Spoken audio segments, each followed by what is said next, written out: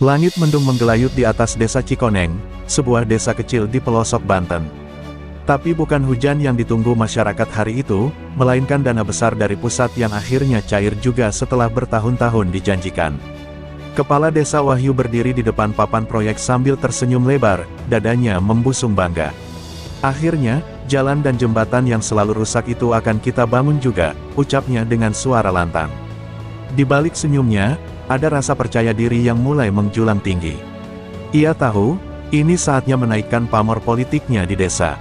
Warga mulai berdatangan melihat alat berat yang masuk, dan papan nama proyek yang berdiri tegak bertuliskan, pembangunan jembatan dan perbaikan jalan, dibiayai dana desa 2025. Pak Wahyu tak henti menyapa warga, berpose untuk dokumentasi, dan sesekali memberi arahan pada para pekerja. Dari balik kacamata hitamnya, ia merasa seperti raja kecil yang baru saja mendapat mahkota. Tapi di balik semangat pembangunan itu, ada benih kelam yang mulai tumbuh, yang akan menghancurkan semua yang telah dibangunnya. Petang itu, di tengah suara bising alat berat dan lalu lalang warga, sebuah mobil polisi berhenti di pinggir proyek.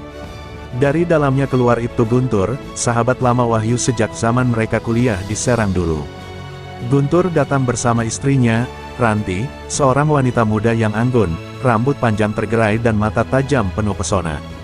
Kehadirannya membuat kepala Wahyu menoleh, dan matanya tak bisa lepas dari sosok Ranti. Saat itu, niat suci membangun desa mulai retak oleh hasrat yang menggerogoti hati seorang lurah.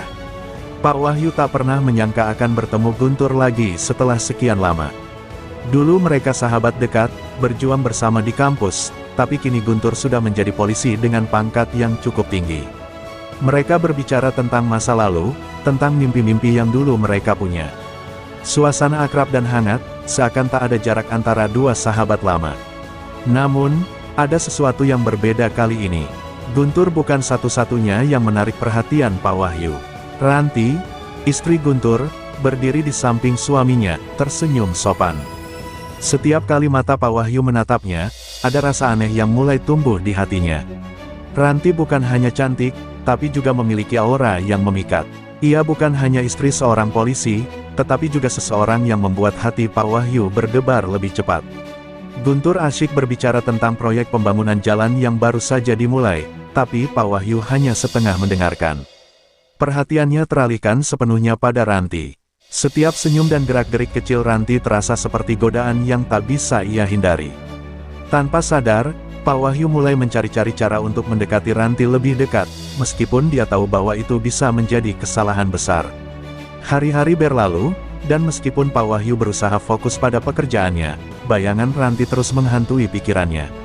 Ia mulai mencari-cari informasi lebih lanjut tentang Ranti melalui sosial media.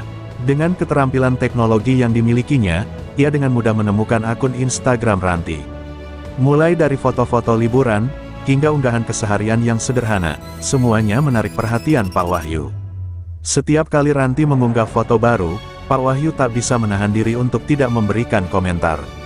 Pujian yang halus namun penuh maksud tersirat, seperti, "Sangat cantik, Ibu." Tak heran Pak Guntur sangat beruntung. Lama-kelamaan, komentar-komentar ini mulai lebih sering dan semakin intens, meskipun Ranti hampir tak pernah membalasnya. Namun, Pak Wahyu tak pernah mundur. Ia terus berusaha menarik perhatian Ranti, mengungkapkan pujian dan menunjukkan gaya hidupnya yang semakin mewah sebagai kepala desa. Ia tahu, satu-satunya cara untuk menarik perhatian seorang wanita adalah dengan memberi gambaran bahwa dia lebih dari sekadar seorang kepala desa biasa. Ranti harus tahu bahwa ia berbeda dari suaminya yang terlalu sibuk dengan pekerjaannya. Semakin lama, Ranti mulai merasa sedikit terganggu dengan pesan-pesan Pak Wahyu. Awalnya ia tak terlalu peduli, tetapi perlahan rasa penasaran mulai muncul. Dia mulai merasa ada sesuatu yang berbeda dalam cara Pak Wahyu berkomunikasi. Gaya berbicaranya yang penuh percaya diri dan sedikit memikat membuatnya sedikit tersentuh. Pak Wahyu mulai mengirimkan pesan-pesan pribadi, memuji penampilannya, mengomentari foto-foto lama yang ia unggah, dan bahkan mulai menyarankan agar mereka bisa bertemu suatu hari nanti. Tentu saja, saya tidak menginginkan apa-apa selain percakapan yang menyenangkan, tulis Pak Wahyu di sebuah pesan yang agak berani.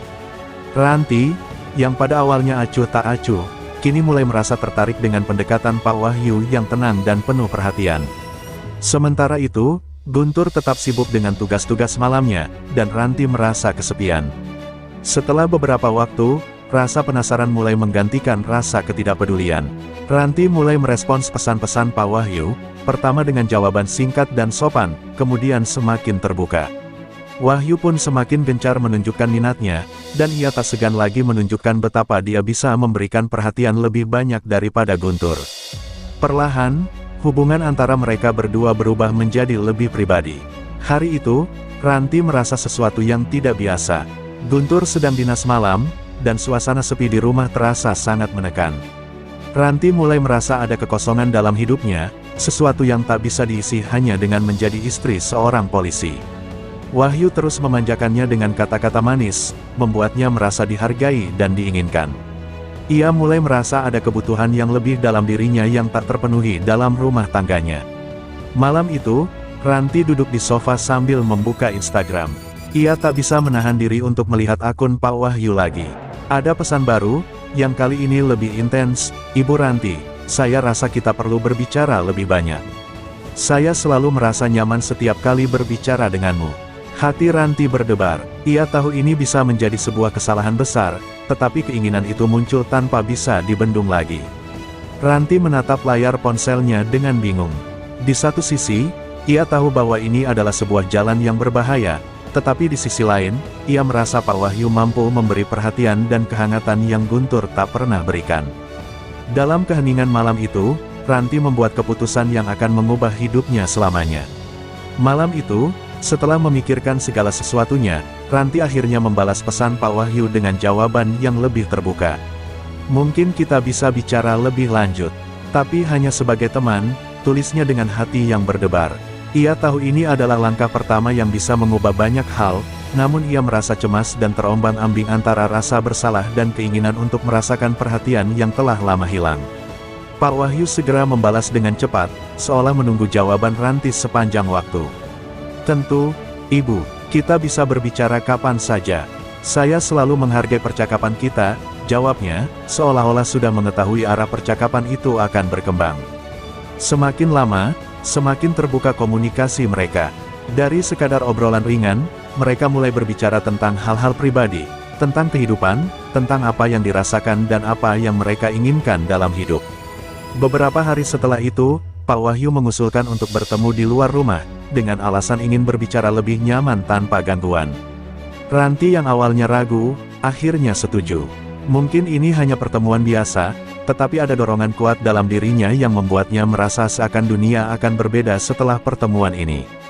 Ia tak tahu apakah ini keputusan yang benar, tapi ia merasa terlalu jauh terjebak dalam godaan. Pertemuan pertama mereka terjadi di sebuah kafe yang terletak di luar kota. Suasana di kafe itu tenang, dengan cahaya remang-remang yang menciptakan atmosfer yang lebih intim. Ranti duduk dengan gugup, sementara Pak Wahyu sudah menunggu di meja yang terletak agak jauh dari keramaian. Senyum Pak Wahyu penuh dengan keyakinan, seperti dia sudah tahu ini akan terjadi. Obrolan mereka dimulai dengan santai, membicarakan cuaca, proyek pembangunan jalan, dan rencana ke depan. Namun, semakin lama percakapan mereka semakin mendalam, berbicara tentang hubungan, perasaan yang selama ini terpendam. Pak Wahyu dengan penuh perhatian mendengarkan Ranti, sesekali memberikan pujian yang membuat Ranti merasa dihargai. "Ranti, saya selalu merasa sangat nyaman berbicara denganmu. Entah kenapa, setiap kali kita berbicara, saya merasa lebih hidup," kata Pak Wahyu dengan nada yang penuh emosi. Ranti tak bisa menahan rasa hangat yang muncul di dadanya. Ia merasa dirinya dipahami, sebuah perasaan yang sulit ia dapatkan dalam rumah tangganya yang penuh kesibukan. Namun, di balik senyum dan kata-kata manis itu, ada sesuatu yang lebih gelap mulai berkembang. Pak Wahyu mulai menunjukkan ketertarikannya lebih terang. "Kalau boleh saya jujur, saya ingin lebih dari sekadar teman denganmu, Ranti. Saya tidak bisa menahan diri," katanya, perlahan mengungkapkan perasaannya. Ranti terdiam, tidak tahu harus berkata apa. Ada ketegangan dalam udara yang mengelilingi mereka. Perasaan yang semakin berkembang di antara mereka akhirnya membawanya pada keputusan yang lebih berani. Ranti, yang sebelumnya merasa bingung dan cemas, mulai merasakan keinginan yang sama. Meskipun suara hati kecilnya terus berteriak agar ia mundur, tubuhnya seakan tak bisa menahan dorongan yang datang. Pak Wahyu semakin agresif dalam pendekatannya, dan Ranti semakin terlena dalam godaannya. Malam itu, setelah berjam-jam berbicara, Pak Wahyu mengajak Ranti untuk berjalan-jalan di luar kafe. Mereka berjalan di bawah lampu jalan yang temaram, seolah dunia ini hanya milik mereka berdua. Tanpa sadar, Ranti merasa dirinya semakin terperangkap dalam perasaan yang salah. Ada sesuatu yang membuatnya terluka di dalam, tapi di sisi lain, ada keinginan untuk merasakan kebebasan, perhatian, dan kasih sayang yang ia anggap sudah lama hilang dalam pernikahannya. Sesampainya di taman kecil, Pak Wahyu tiba-tiba berhenti dan menatap Ranti dengan tatapan penuh hasrat. "Ranti, aku sudah lama menunggu kesempatan seperti ini. Aku ingin kamu tahu bahwa aku mencintaimu, lebih dari sekadar seorang teman." Suaranya rendah, namun penuh dengan keteguhan. Ranti merasakan jantungnya berdegup kencang, dan dalam sekejap, Pak Wahyu menariknya lebih dekat. Di luar sana, dunia tampak tidak ada, hanya ada mereka berdua, dan semakin kuat godaan itu menyelubungi Ranti. Tanpa berpikir panjang lagi, Ranti membalas ciuman Pak Wahyu. Rasanya seperti api yang membakar, mematikan segala pikiran yang selama ini menghalangi keinginannya. Namun, di dalam hatinya, ia tahu ini adalah awal dari sesuatu yang sangat berbahaya. Saat mereka berdua terlena dalam hubungan yang berkembang, kehidupan di luar sana terus berjalan. Guntur, yang tengah melakukan tugas malam dengan rekan-rekannya, mulai merasakan ada yang aneh. Ranti yang biasanya selalu menghubunginya di malam hari, tiba-tiba tak mengangkat telepon atau membalas pesan. Guntur merasa ada yang tidak beres, namun ia terlalu sibuk dengan tugasnya untuk memikirkan lebih jauh. Namun, naluri seorang suami mulai muncul. Guntur merasa ada yang aneh dengan istrinya. Rasa curiga itu mulai menggerogoti pikirannya, terutama setelah ia mendengar kabar dari beberapa rekannya bahwa ada sesuatu yang tidak biasa dengan kepala desa, Wahyu. Seperti ada yang disembunyikan antara mereka berdua. Malam itu, setelah beberapa hari ketidakpastian, Guntur memutuskan untuk melakukan sweeping dengan timnya, menyisir area yang dikenal sebagai tempat favorit Ranti. Tidak lama setelah itu, mereka menemukan Ranti dan Pak Wahyu sedang berada di kafe yang sama. Guntur merasakan ketegangan di dadanya saat melihat keduanya duduk berdekatan, mata mereka saling bertautan dengan penuh hasrat. Guntur menatap dengan tajam ke arah Ranti dan Pak Wahyu yang sedang berbicara dengan penuh kedekatan.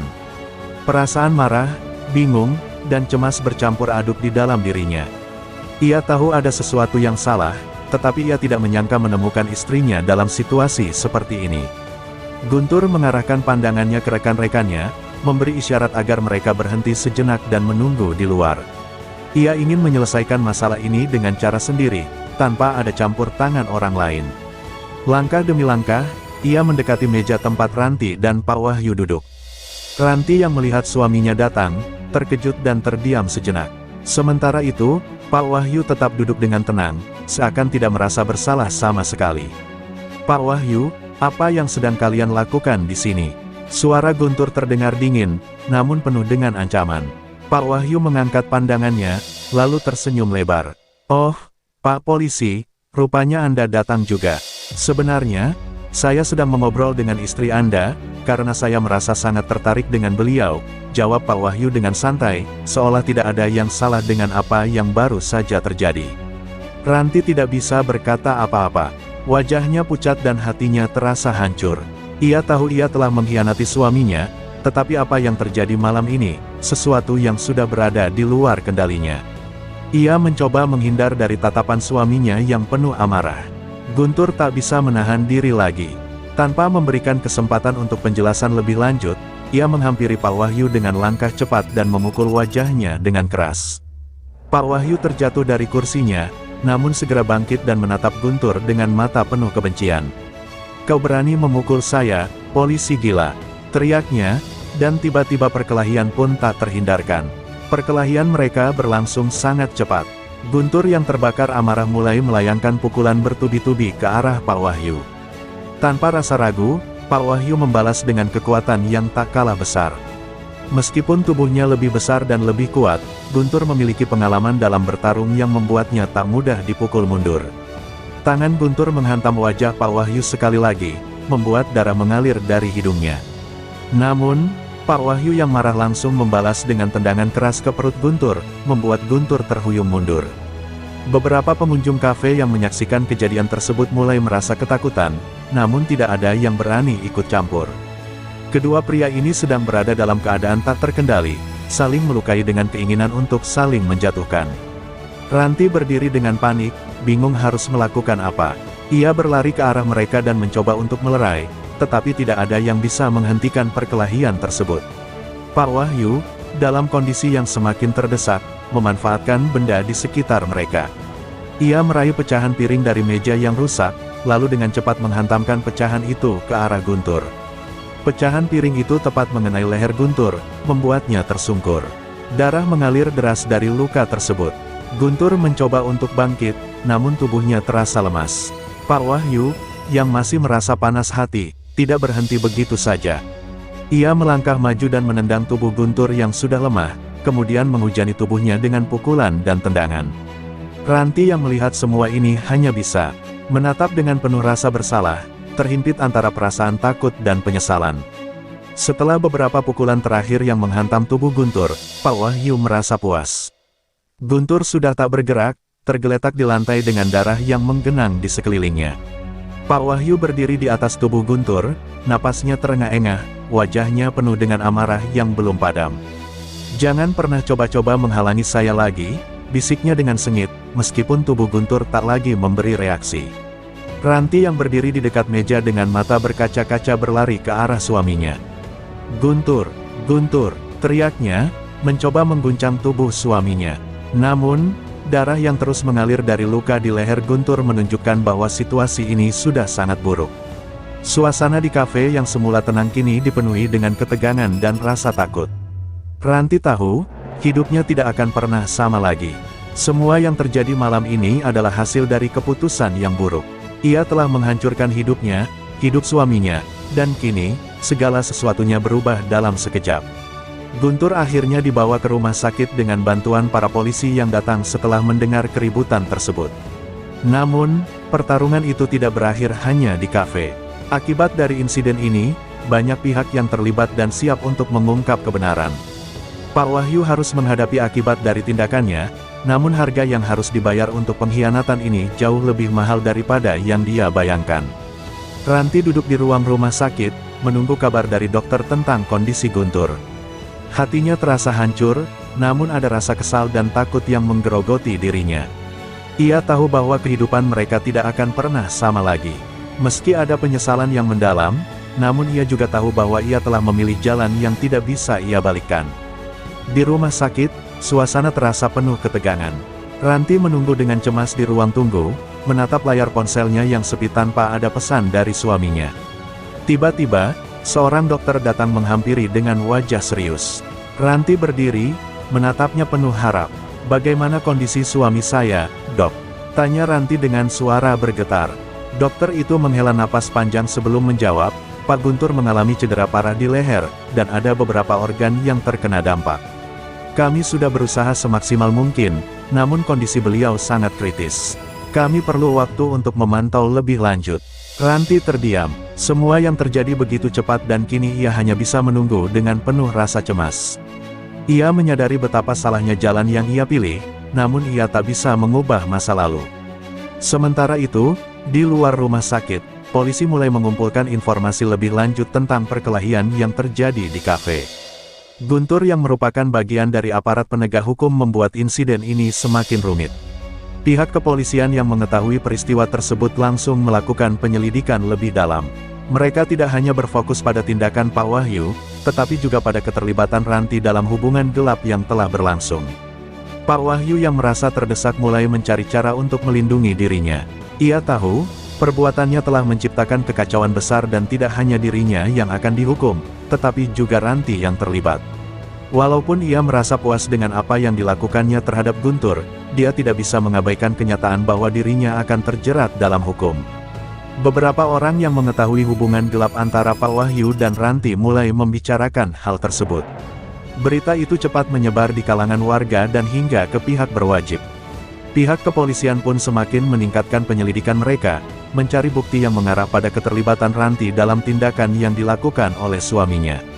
Ranti terjebak dalam situasi yang tak bisa ia hindari.